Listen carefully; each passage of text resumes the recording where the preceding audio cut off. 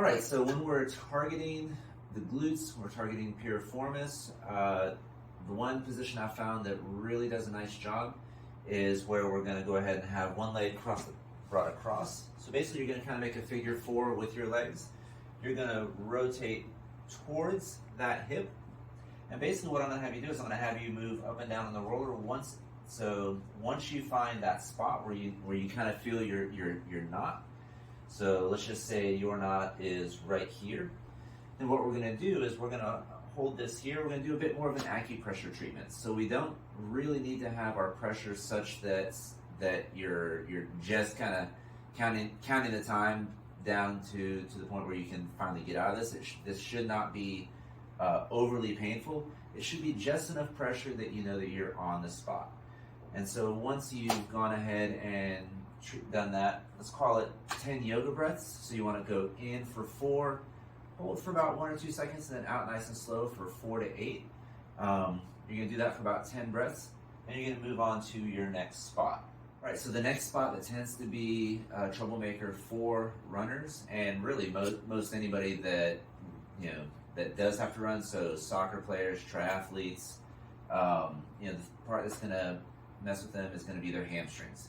And so when we're rolling the hamstrings, we can either roll them 1 at a time or 2 at a time. Typically, you're going to find that one side is going to be worse than the other. And so I tend to find that most people want to roll this 1 at a time. So what we're going to have is we're going to have a position that Paige is in here. But what she's going to do is she's going to put this foot down here. And basically, she's going to manage the pressure with this leg here and her arms. So she's going to pick her hips up. Again, she's going to scan. She's going to try and find that spot. Let's just say that spot is right here.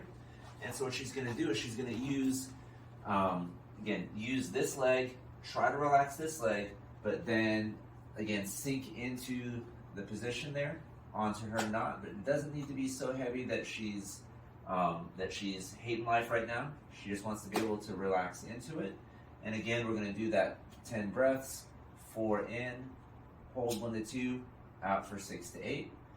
And then she's going to scan for the next spot. All right, so the last spot we're going to work on rolling today is probably my least favorite one to roll, and it's going to be the IT band. Now, the IT band doesn't take a whole lot of pressure to get a lot of relief, and a lot of times when we're rolling the IT band, we're also solving typically knee issues and often plantar fasciitis issues as well.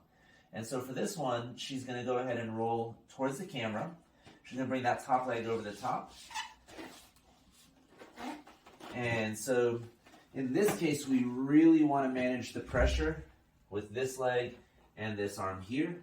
Again, you shouldn't be hating life when you're on top of the roller, because the way that this is going to get the IT band to release is not that we put so much pressure that we're just smashing the snot out of it.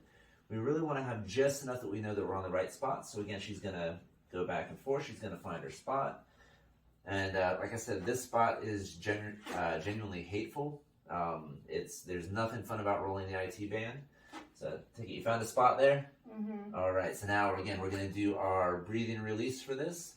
And again, in for 4, hold for 1 or 2, out for 10. All right, so there you have it. Those are going to be my top 3 places to roll, especially if you're a runner. So just to kind of recap, we're going to roll the backside of the hips, so the glutes and piriformis. We're going to focus on the hamstrings and then also the IT band. And so what kind of roller do you need? Honestly, you really don't need to go out there and buy the most expensive roller out there. Most of your just plain compressed foam rollers are going to do just fine. If you find that you need a little bit more pressure, you may find something that is kind of a roller that's wrapped around a PVC pipe tends to be a better treatment tool.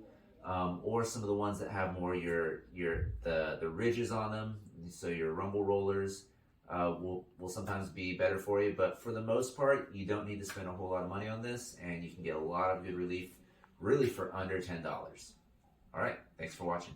All right, so today we're going to work on unsticking stiff ankles, and one of the treatment tools that I've found that's just been really just massively helpful for a lot of my patients is the floss band. In this case, I'm using the Rock Floss bands.